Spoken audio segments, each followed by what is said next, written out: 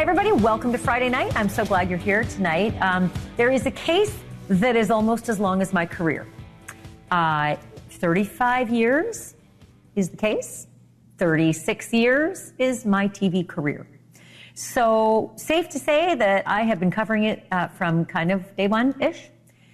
It's the Menendez brothers. And I know you've probably heard a few things about the Menendez brothers and this and that, and should they get out. Well, tonight you really need to pay attention, because there is a letter that you should read, because it was written 8 months before Lyle and Eric killed their parents.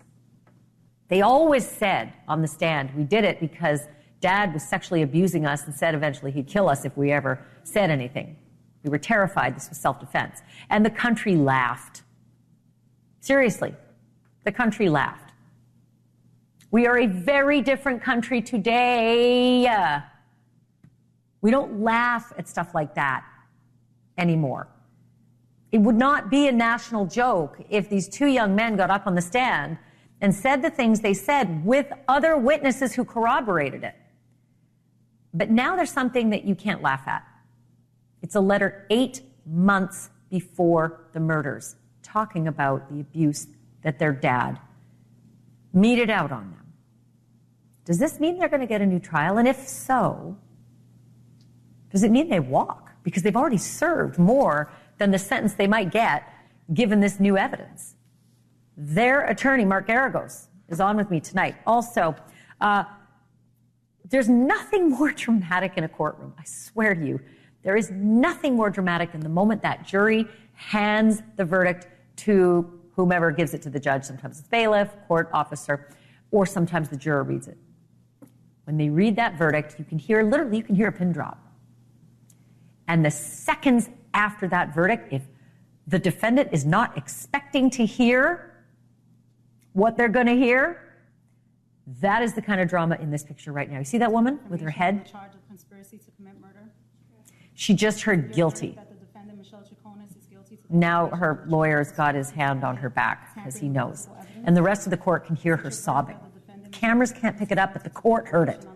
That's Michelle Troconis. She just heard the jury say you're guilty of conspiring to murder your lover's wife, who we never found. And it means she's going to prison probably for the rest of her life. That lawyer is going to join me.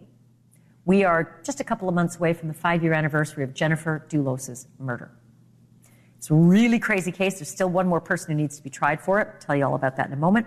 Like I said, her Troconis' lawyer is going to be on with me. And then justice delayed. Is it justice denied? Or is it justice that's cautiously meted out so it's done right?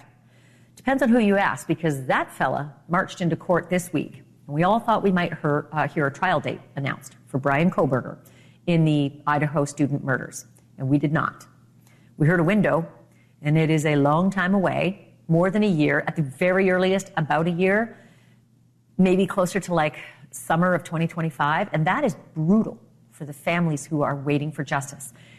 Please don't forget, there is a gag order in this case, which means I don't get to hear things and I don't get to tell you things, and they don't get to hear things. So they sit there in a cocoon wondering what the hell happened to their kids. They're pushing back on this now, and Steve Gonsalves, Kaylee Gonsalves' dad, is going to join me tonight about a seething statement he just released today regarding this timeline on justice. All of that coming ahead in just a moment. First, Lyle and Mayor Eric Menendez. These guys have been in our collective consciousness for decades and decades. You can date yourself, actually, by whether you watch their story unfold in real time or whether you learned about it from your parents. Or maybe you learned about it from a true crime doc. But if you were around in the summer of 1989, Lyle Menendez, 21 years old, and his little brother Eric, 18 years old, they killed their parents with shotguns. Their father, Jose, was shot 6 times. Their mother, Kitty, was shot 10 times. All this happened in the den of their very expensive Beverly Hills mansion. The brothers fessed up to doing it eventually. They admitted they did it. But the question of why, that dominated their 2 murder trials in the 90s. And let me tell you, the entire country was transfixed. The first trial was on television every day.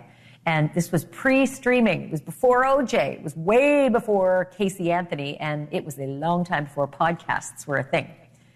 Lyle and Eric claimed self-defense. They told stories on the stand that were just riveting about sexual abuse at the hands of their father. But frankly, if you lived through this, their stories seemed absurd. And those guys were a national joke. The consensus being that they were just lying through their crocodile tears. It was such a joke. Here's how Saturday Night Live depicted the case. Let me ask you once again. Is it your testimony that you and your brother Eric, in fact, had nothing to do with the murder of your parents, Jose and Kitty Menendez? That's correct. Then can you tell the court who did murder your parents? Our other two brothers, Danny Menendez and Jose Menendez Jr.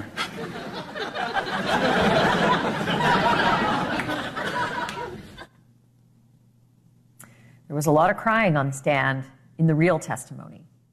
But the public seemed wholly on the side of the prosecutors, who said that the brothers just did it for money, just greed. Lyle and Eric were convicted, and they each got 2 life sentences, no parole. And they are still in prison as we speak today. Lyle is now 56, and Eric is 53. But there is a new development in this 3 decades old case. A letter that was never introduced back then. In fact, it only surfaced a couple of years ago. It is written in Eric's handwriting. It's written to his cousin, Andy Cano.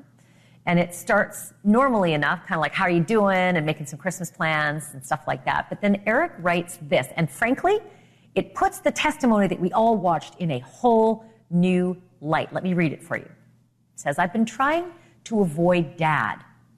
It's still happening, Andy, but it's worse for me now. I can't explain it. He is so overweight that I can't stand to see him. I never know when it's going to happen, and it's driving me crazy. Every night, I stay up thinking he might come in. I need to put it out of my mind. I know what you said before, but I'm afraid. You just don't know Dad like I do. He's crazy. He warned me 100 times about telling anyone, especially Lyle. Am I a serious wimpus? I don't know I'll make it through this.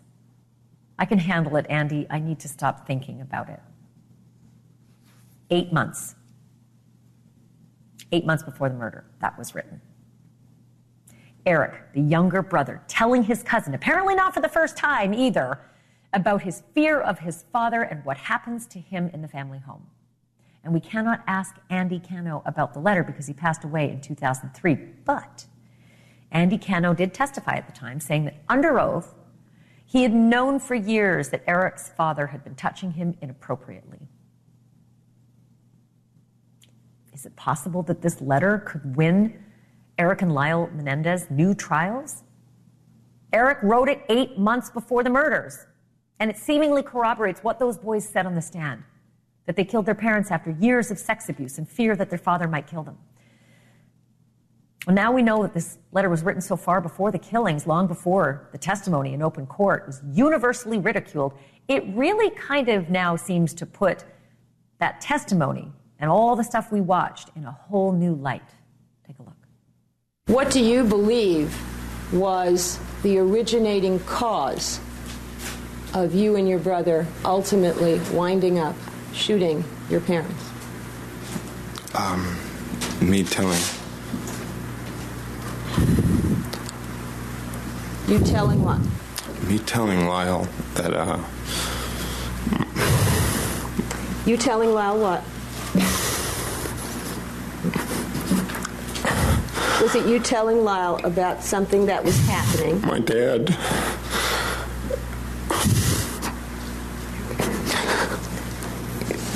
Okay. My dad. Your Honor, can I ask a leading question?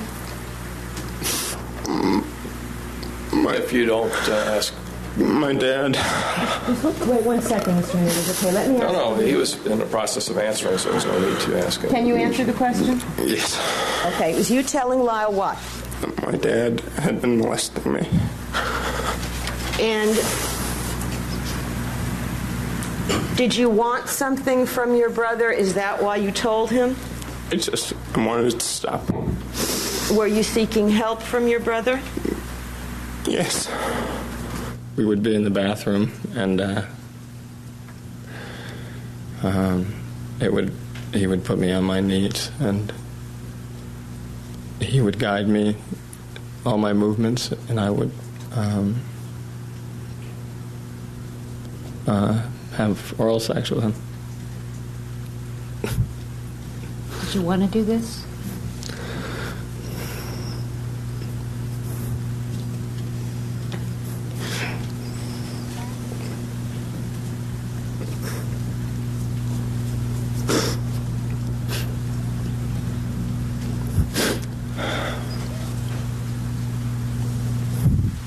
At some point, did he do some other things to you?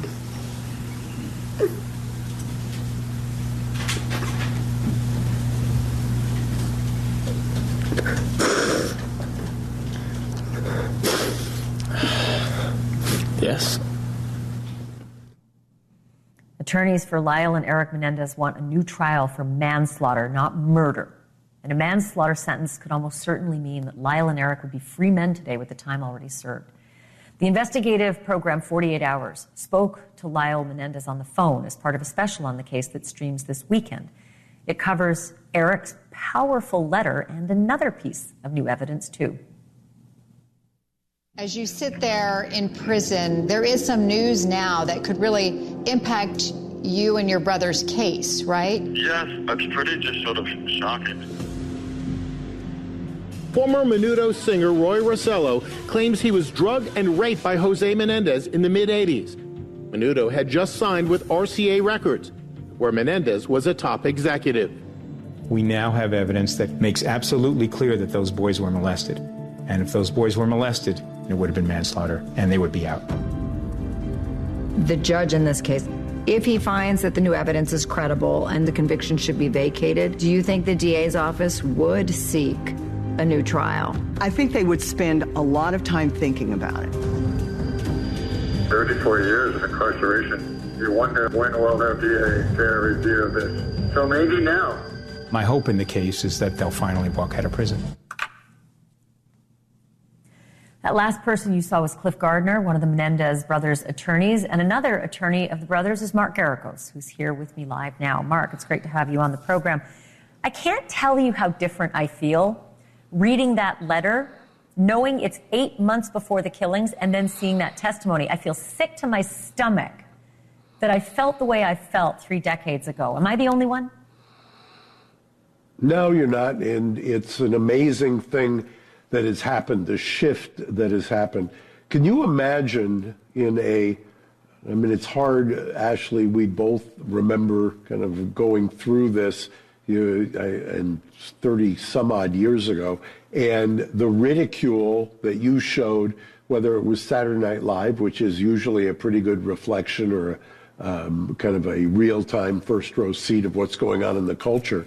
And can you imagine them ever doing that if these were the Menendez sisters, or if these were women, and that kind of ridicule? It wouldn't last 35 seconds. They'd be canceled. And so we're in an era, and I've told you this maybe privately before, Ashleigh, during almost that exact time period when they were being tried, I, as a much younger lawyer, was trying a case with a woman who was charged with murder of her husband. And we ended up getting a manslaughter because we used the battered women's syndrome. You could do that then. Just then, it was just starting to become something that was known for women, let alone, but you would never have expected that would be something that was generally viewed as understandable. Garagos, that's it. Back in the day, I'm old enough to have lived through this in a journalism career. Nobody believed that parents really did this to their kids, and certainly nobody believed that fathers did it to their sons. Maybe to a daughter, but not to a son. But when you look at this testimony now, it is absolutely impossible to see this as being acting. Meryl Streep couldn't pull this off, now that we know. We are a different society now. So do you think a DA, if you get a different trial, would a DA even bother to retry this, now knowing what the jury will be like, what the jury of their peers believes when it comes to sex abuse and certainly parental sex abuse? Well, it's interesting because in that package you just ran, the woman who was being interviewed was the former district attorney of LA County, which was Jackie Lacey. And Jackie Lacey said they would think long and hard. I think that the DA's office right now is thinking long and hard. We've been presenting evidence to them, something that most people don't know. I haven't mentioned this before. We've actually done what's called a conditional examination with the DA present of one of the family members who is very supportive of a resentencing or the habeas being granted. So the victims are solidly, almost uniformly supportive of them being out of custody. And so when you talk about the pendulum shift or the pendulum swing in the culture, and you combine it with the family, both sides, Kitty and Jose's, who are supportive of either a new trial or their release, I think it's time. Let me ask you this. The letter was written 8 months before the killing.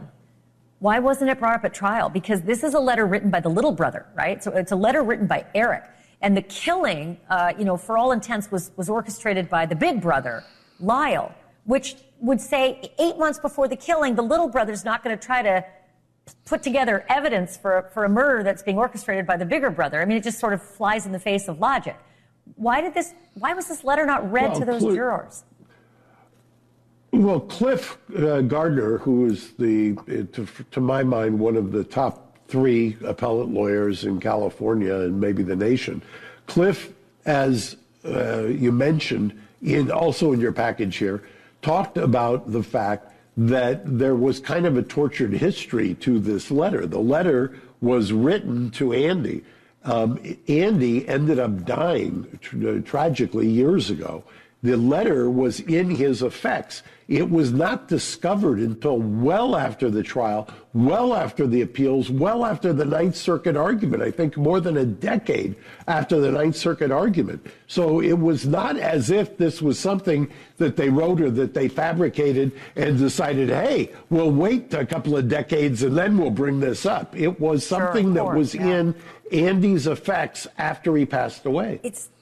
It's shocking that Andy didn't think in real time, geez, I've got this letter that would prove exactly what they're saying on the stand. Mark, you and I are not finished this conversation, and I've got my request in to have a face-to-face with those clients, with the Menendez brothers about this. Let's talk about it again. Thank you, Ashleigh. Always good to see you. Have a great weekend. Always good to see you too. Mark Garagos, host of the Reasonable Doubt podcast with Adam Carolla. Friend of the show as well. So still to come. There is nothing more dramatic in a murder trial than when the verdict is read in court, except for the moment when that verdict is not at all what the defendant was expecting. That there is Michelle Troconis dropping her head onto defense table after hearing guilty ringing out in her Connecticut murder trial. It is a verdict that will likely see her die in prison for conspiring to murder her lover's wife, even though that wife has never been found. The man seated beside her right there and who tried to defend her is with me next.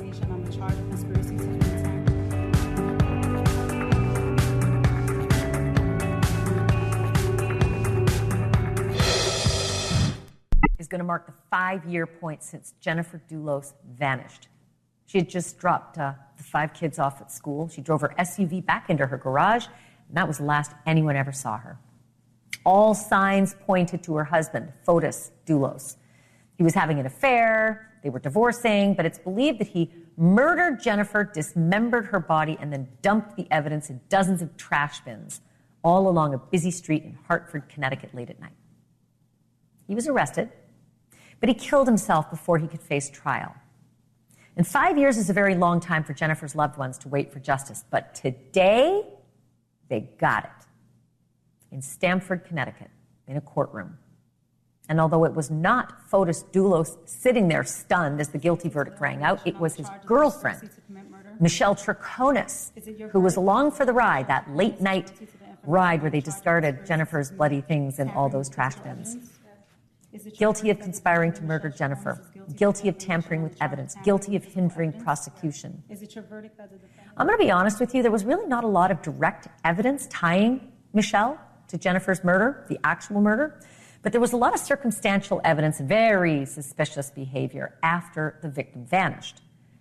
Michelle Troconis had claimed to investigators that Fotis, curiously, had asked her to bring a whole bunch of cleaning supplies to one of his multi-million-dollar mansions, which at the time was vacant, being renovated. She says that the two of them, Fotis Dulos, who's a millionaire developer, and her, a socialite girlfriend, spent hours and hours cleaning an empty mansion. Think about this, cleaning. That is the stuff they have lots and lots of staff members to do, but they said they didn't. There was also the business of Fotis' alibi. The prosecutors argued that the girlfriend, Michelle, had to have known about the murder plot beforehand because of what she did with her lover's telephone. On the morning that Jennifer disappeared, Fotis had left his phone at his home in Farmington, Connecticut, about 70 miles away from the murder scene. And later, when that phone rang, conveniently, Michelle Troconis answered it. The presumption here to make it look like Fotis was standing right there beside her in their home, answering his phone, when he was actually 70 miles away, murdering his wife. And then there is the disposal of Jennifer's bloody clothes and the evidence of her murder. Troconis was along for the ride with Fotis late at night, Hartford, Connecticut, where they stopped at garbage can after garbage can after garbage can, dumping the bloody evidence. Look at this. Just went on and on. She said they were just getting coffee in that city late at night, 10 miles away. The surveillance cameras just caught all this stuff, right? This is just one bit. It's just, the evidence is so sad. There's her bra just covered, soaked in blood. The investigators managed to recover a lot of the bags that were dumped. They contained that bloody clothing you're looking at, zip ties and other things with Jennifer's DNA on them. Some of the things had Fotis' DNA on them. And some of the things in the garbage cans had Troconis' DNA, Michelle. She is now set to be sentenced on May 31st, and she faces up to 50 years, which is life, you know. Not everybody thought she was going to get convicted. Michelle herself dropped her head and was weeping audibly right after the verdict was read. And earlier today, I had a chance to speak with her attorney, John Schoenhorn, and I asked him about that moment. John, were you surprised by the verdict? Well, I was both surprised and extremely disappointed. I think that's an understatement, but yes. And what about Michelle? Was she expecting to hear not guilty today? I think that she was hoping for not guilty. She's been very stressed, very upset for the last couple of days. The question that the jurors had asked yesterday wasn't as favorable in my mind as the question the day before. So we thought that they were leaning at least in the direction of one of the tampering with evidence charges, but I was personally shocked by the finding of a conspiracy to commit murder. I still firmly believe that there's absolutely no evidence to support the fact that she knew in advance what Fotis Dulos was up to and what he was planning in advance. That's my view, so I am shocked. Why do you think the jury voted guilty to conspiracy? Well, in my mind, this is all somewhat of the way I tried to portray this as hindsight bias, where they took what happened later and just assumed, well, if she was helping him in any way, she must have known in advance what he was doing or what he had planned. And I just didn't think there was any evidence in the record to show or to even suggest that she knew in advance what he was planning.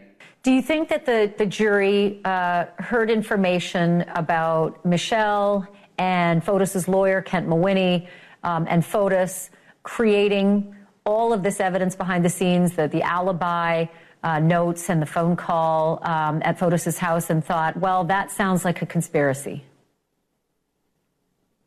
I think it all comes down to the conclusion that she must have made false statements during the interrogations. And again, that's 2 weeks later, and she still denied any knowledge throughout all 3 of those interrogations from June 2nd, June 6th, and August 13th, knowing what he had planned.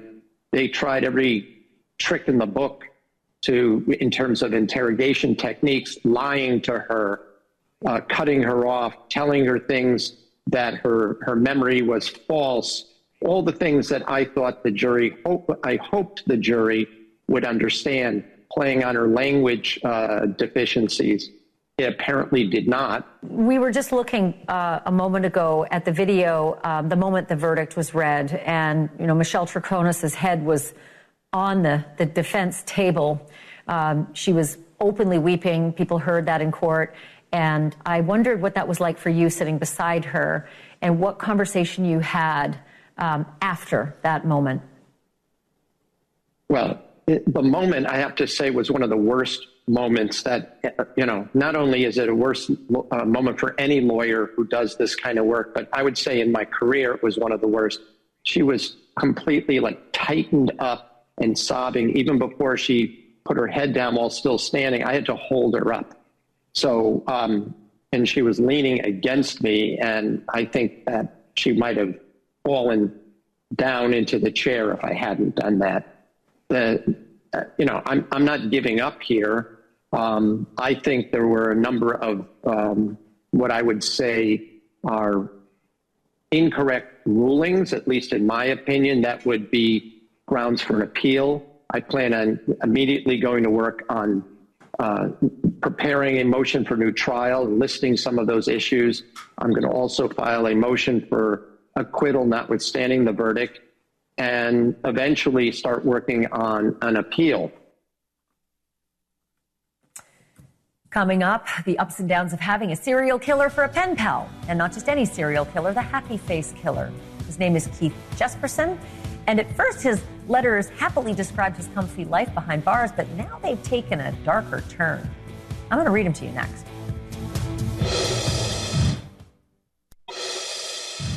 Yesterday, I shared a letter with you that I recently got from a serial killer who is serving life in prison. He's the happy face killer, real name Keith Jesperson.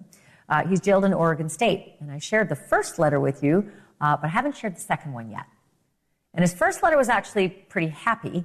He was outlining all the cushy things in prison, but then his next letter, not so much. I'm going to get to what he said to me in just a moment.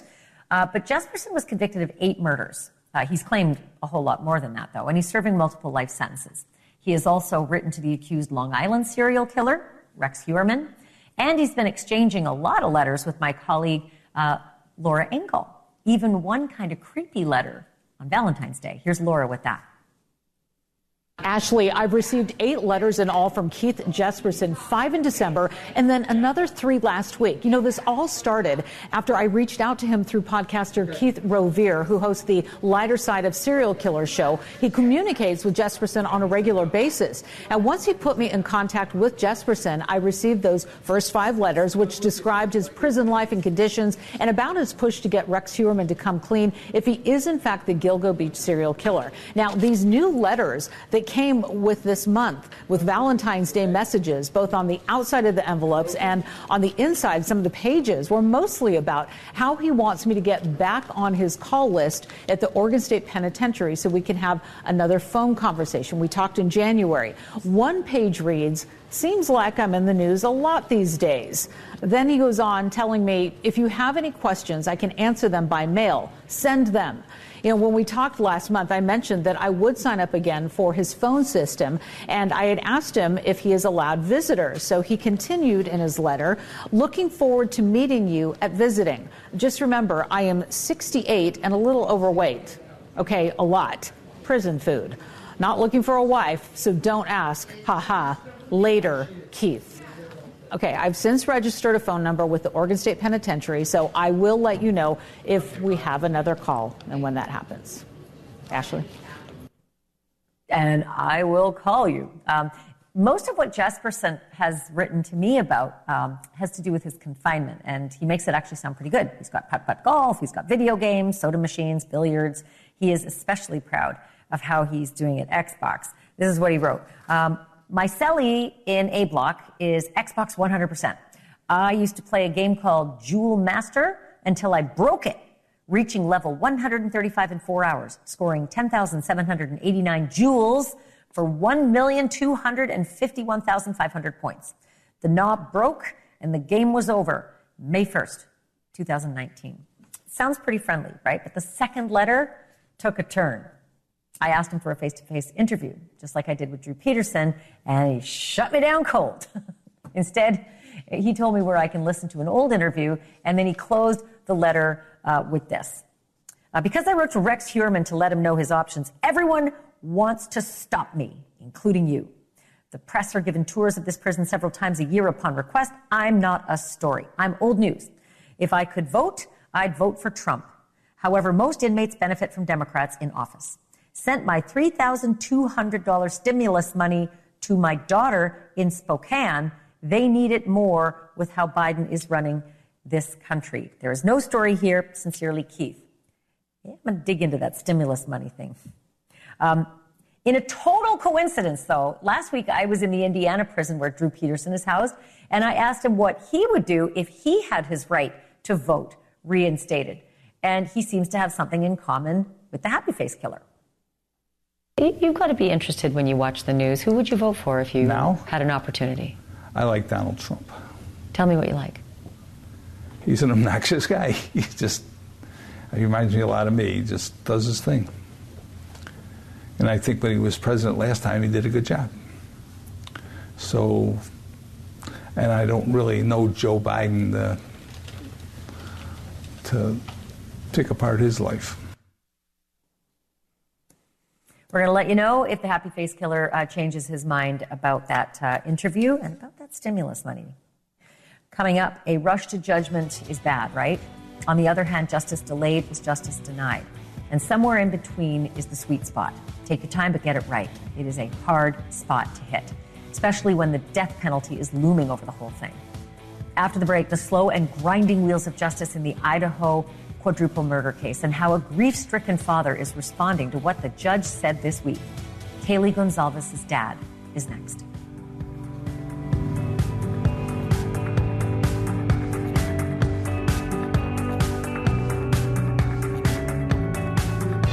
She's amazing. Donate to help rescue an innocent preborn child by scanning the QR code on your screen. Just use your phone's camera to scan the QR code and save a life today.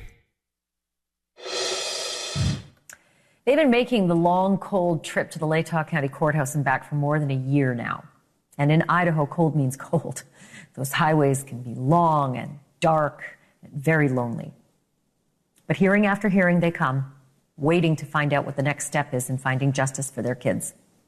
I'm talking about the families of those 4 University of Idaho kids who were butchered in their beds by a madman back in October of 2022. All those families want is answers and justice. But for 16 months, both of those things have been in very short supply. Just this week, they thought that maybe the judge would set a trial date, an actual one, for Brian Kohberger, the man accused of the heinous murders. But they were wrong. Because once again, that was put off. And it looks like the very earliest that could happen is a full year from now, maybe even as far out as summer 2025. The defense has made it crystal clear they are in no hurry. Here is what Attorney Jay Logsdon told the court last month. Trial won't put an end to this case. This case will go on for 28 years if they do actually achieve a conviction. What we're trying to do is make sure that the things that occur in this case are done correctly. And if you want to talk about how long things are going to take, get some stuff wrong, and then see how long it all takes. All right, it's true. It is a death penalty case, and every I needs dotting and every T needs crossing. But the families are waiting in the wings. I'll remind you, under a gag order that keeps them in the pitch dark. And now Kaylee Gonzalez and Xana Kernodle's parents are pushing back. Today they released a statement, which reads in part, "We just want justice for our loved ones. We want communication. We want efficiency in prosecution. We want a court that will make timely decisions, and we want a fair trial. The problem is that you can't control what you can't control. A jury will hear the evidence and return a verdict. But we need to get there sooner rather than later. We want to start healing. We do. We want to find justice and try to move on from this horrible tragedy. So please, please start making some decisions. Get to work and quit playing the delay game. I am now joined live by Kaylee Gonzalez's dad, Steve Gonzalez. Steve, thank you for joining me tonight, especially after putting out that really difficult statement today. In court on Wednesday, you and your wife, Christy, were visibly upset. That must have been a really tough hearing to come out of. Yeah, we're getting a little bit used to the delays and the tactics that are being used. So we're trying to understand that we don't, you don't get justice in one day. You got a process to go through. It's hard, though, right? Finding that sweet spot. This is a death penalty case. You want to get it right. You definitely don't want something to be overturned on appeal because they hurried this thing through. But from your perspective, you don't know anything. I mean, this is different because there's this gag order. Is that part of the biggest issue, is that you're just being kept so much in the dark for so long? Well, I understand that there's a massive amount of evidence against this guy, and I feel like the rules are changing. There was a time where an eyewitness was the best kind of evidence you could have. Nowadays, a cell phone and a car and surveillance, that's not memory. That's actual physical proof that an individual was at the crime scene during the time. And we're getting to that point where, you got a defense that's overwhelmed with so much evidence that they're having a hard time defending it. And there's never going to be enough time for them. There's never going to be enough time for them to be prepared for the amount of evidence that they've been, dropped on them. I mean, terabytes of data has been dropped on their head. The whole world responded to this case, and they all came forward. And I think they're going to be overwhelmed with the amount of evidence that they have against their client. And it could take them lifetimes to prepare for this. Sure. Yeah. And so what usually happens, and of course, this is a road you've never tread before. You're having to learn it, and there's no guidebook. But what usually happens as you get deep into this process, especially in a death penalty case, is eventually prosecutors consider talking to families about a deal. They typically don't do a deal before they get the families, feelings and thoughts and weigh how families feel. Has there been any effort at this point for prosecutors to say, look, we could put them away tomorrow. We could end all of this. The death penalty is what's going to take this time. Has there been any inkling towards the potential of maybe striking a deal, taking death off the table for a conviction? You know what? Idaho's still small. And when you hurt our family, when you kill our children, it still matters. And all the way to Brad Little, we've talked with people that actually have stepped up and said, hey, we are going to make sure that this individual is held to the highest Supreme Court level that we possibly can. So there probably is those thoughts, but nobody's around to even hear them because they know I'm not going to listen to that. I'm not here to compromise on my daughter's name. We are going to go for the ultimate level of accountability. I mean, we're talking about people that were in their bed, and if we believe the affidavit, this individual looked at somebody and said, I'm here to help you. If that's not cruel, if that's not disgusting, when that person could have turned around and left the crime scene, but he said, I'm here to help you, and chased that person down, there's got to be a line that we write as society and say, no more. No more. We are going to stand our ground. In Idaho, we are standing our ground on this case, and we're going to hold this guy I can understand that. To the highest. I can understand it. I can understand how you feel a deal would not be an option for you. I have about 10 seconds left, but I do have to ask, has anybody even mentioned it to you? No, I don't think that that would be a conversation that they would even try with me. Steve, we keep meeting under these circumstances. I am hoping for the best for you and your family. You deserve justice. You deserve to have this nightmare behind you. And there's really never closure, but you deserve whatever closure you can get. Thank you for speaking tonight. I really appreciate it. Thank you for your coverage. I really appreciate it. Oh God, those girls are so beautiful. Steve Gonzalez joining me live tonight. We'll continue to cover this story. Coming up, it is March 1st, and that date might not mean a lot to you unless you're really a true crime buff. But you're going to have to think way, way back, almost a century, to figure out what case captivated this country on this date that may just be the first true crime sensation America's ever seen. I've got it for you next.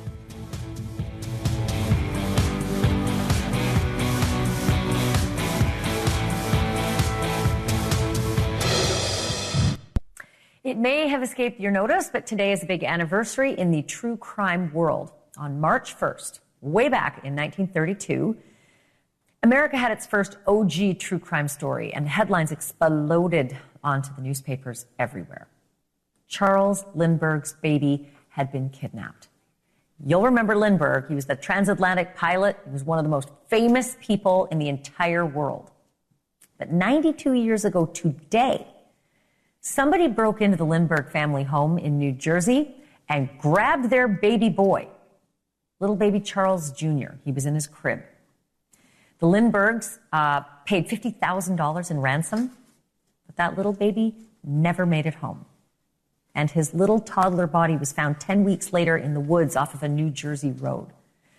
2 years after that, Bruno Hauptmann was arrested. He was charged, he was convicted, and he was executed for the crime. And they used an electric chair to do it. And there's some thought out there that we might have had the wrong guy. But that's for a whole other night. Hey, thank you so much for being with me throughout this week. It's been a busy week for sure. I'm back here Monday night. I hope you have yourself a really restful weekend. In the meantime, if you're still up for it, I encourage you to keep watching because Cuomo's coming up next.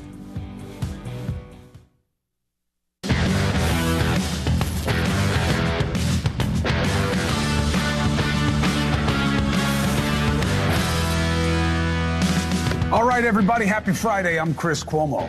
We start with some very troubling news. Another gruesome crime that may be traced back to the border issue. A woman's head and other body parts were found scattered yesterday in a New York park. When I say New York Park, really on Long Island, which is not too far from where I am right now, okay? This wasn't some inner city crime. Making it worse, the Central American crime